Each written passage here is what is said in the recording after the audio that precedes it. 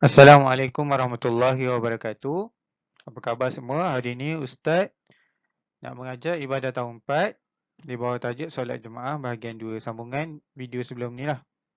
Okay, kita tengok slide seterusnya. Kedudukan dalam solat jemaah. Kita nak tahulah macam mana kedudukan dalam solat ni. Okay, kita tengok slide seterusnya. Solat berjemaah bersama keluarga. Okay, yang biru ni imam, yang hijau lelaki, yang pink perempuan. Jadi kalau dua orang lelaki, kedudukan dia macam dalam gambar ni lah. Belakang sedikit daripada imam. Kalau ramai, belakang. Semua sekali belakang. Belakang betul-betul lah. Okay, kalau suami isteri, kita tengok sini, suami kat depan, isteri dia kat belakang imam betul. Okay, kalau ada bapa, ibu, anak lelaki seorang, kedudukan dia macam ni lah. Lelaki belakang sikit, perempuan belakang daripada anak lelaki dia ni. Belakang betul.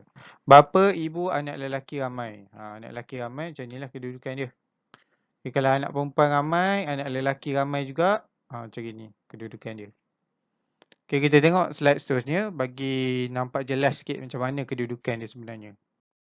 Okay, apabila seorang je jemaah, macam ni. Apabila solat jemaah antara seorang imam lelaki dan seorang makmum lelaki, makmum perlu berdiri di sebelah kanan agak ke belakang sedikit. Sedikit je daripada imam. Jangan jauh sangat. Jauh sangat tak boleh lah. Okay, kita tengok slide seterusnya. Okay, apabila makmum yang baru datang, okay, contohlah Ustaz terang, Ustaz Malai baca atas tu panjang sangat. Okay, bila contoh ada imam ni, dia tak boleh nak ke depan. Ada dinding kat depan, tak boleh dah. Okay, jadi makmum ni nak masuk semayang. Okay, jadi dia pun angkat takbir. Allahu Akbar. Lepas tu dia cuik bahu orang baju kuning ni. Bila dia cuik baju orang baju kuning ni, orang baju kuning ni ke belakang lah. Gitu. Kita angkat takbir. Allahu Akbar. Lepas tu cuik bahu orang yang jadi makmum dia kat belakang. Jadi makmum yang pertama ni undurlah ke belakang. Makmum yang pertama melangkah ke belakang. Okey, kita tengok slide seterusnya. Makmum yang baru datang perlu berdiri di sebelah kiri imam. Imam melangkah ke hadapan dan kedua-dua makmum merapatkan saf. Okay, jadi contoh kat belakang ni tak ada saf. Kat belakang makmum ni dinding. Tak boleh nak ke belakang dah. Okay, jadi makmum dia berdiri dekat sebelah imam ni, dia pun cakap Allahu Akbar. Okay, jadi imam ni pun jalan ke depan. Berjalan slow lah, bukan laju-laju. Lepas tu dah imam ke depan, yang baju pink ni pula rapat kepada yang baju kuning ni, merapatkan saf. Macam itulah kalau tak ada ruang dah kat belakang. Kalau ada ruang, makmum baju kuning ni lah ke belakang. Gitu. Okay, kita tengok slide seterusnya. Apabila makmum ramai, diseimbangkan bilangan kanan dan kiri dengan mengutamakan yang kanan. Contohnya melebihkan seorang di saf sebelah kanan. Apabila berdiri di sebelah kiri, imam kesemuanya atau di kanan kesemuanya, hukumnya adalah makruh. Okey, jadi kalau makmum lelaki ramai, kena balance lah. Sama jumlah dia. Contoh macam 5 orang. Seorang duduk tengah-tengah, 2 orang kiri, 2 orang kanan. Okay, kita tengok gambar lah bagi nampak jelas sikit. Okay, gambar dia macam ni lah. Bagi balance. Balance macam mana? Imam di tengah-tengah, kedudukan makmum seimbang kiri dan kanan. Okey, 2 dekat kiri, 2 dekat kanan, 1 dekat tengah. Jadi seimbang lah. Okay, lepas tu yang ni kita tengok gambar sebelah ni tak seimbang. Macam mana tu berdiri tu? Okay, jadi dia lebih kanan. Terlalu berat sebelah kanan. Tak boleh lah macam ni. Kecuali jumlah tu memang tak cukup. Contoh ada 7 orang. Jadi dia nak seimbang tu tak susah. Jadi dia lebihkan belah kanan tu tak apalah. Kalau macam ni, dia sengaja bagi belah kanan lagi banyak daripada belah kiri. Hukumnya adalah makruh lah, tak elok lah. Okey, kita tengok slide seterusnya. Terdapat dua pendapat mengenai makmum perempuan.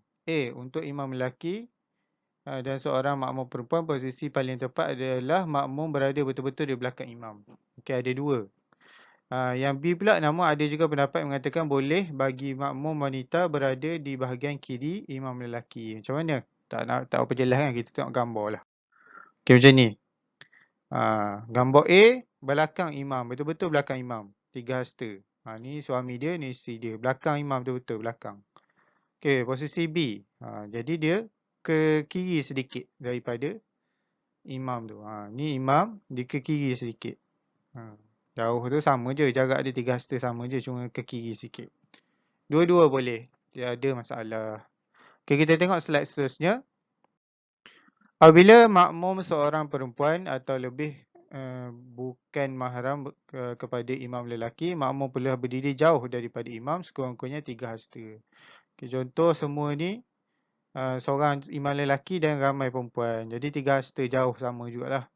Jauh sikit daripada perempuan. Kedudukan dia. Macam ni lah. Okay, kita tengok slide seterusnya.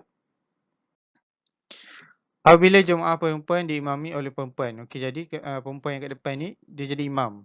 Okey, walaupun ramai, semua perempuan, jarak dia dekat je. Belakang sikit je. Dia tak macam lelaki jauh. Belakang. Gitu. Okay, setapak je, sikit je. Tak banyak. Kita tengok dalam gambar ni. Gitu. Okey, kita tengok slide seterusnya. Jika jemaah itu mengandungi semua peringkat, maka susunan saf seperti di bawah. Okey, contoh ada kanak-kanak. Okey, ni imam biru, makmum lelaki, lelaki dewasa lah. Lepas tu yang hijau ni kanak-kanak. Dia tak boleh sekali dengan imam lelaki, makmum lelaki. Sebab makmum lelaki ni dia bersih lah, dah sunat. Kalau kanak-kanak ni ada yang tak bersunat lagi. Tak memayis lagi. Ada yang solat main-main lagi. Jadi dia kena duduk belakang lah. Tak boleh duduk sekali dengan makmum lelaki depan. Kecuali yang dah sunat, yang dah boleh tahu beza baik buruk, boleh duduk sekali dengan makmum lelaki depan. Okay, soalnya makmum wanita. Makmum wanita, kanak-kanak belakang lah. Dia nak main ke apa, tak ada apa. Kalau dia masuk sekali dengan seorang perempuan ni, tak boleh lah, kacau. Ini belakang lah.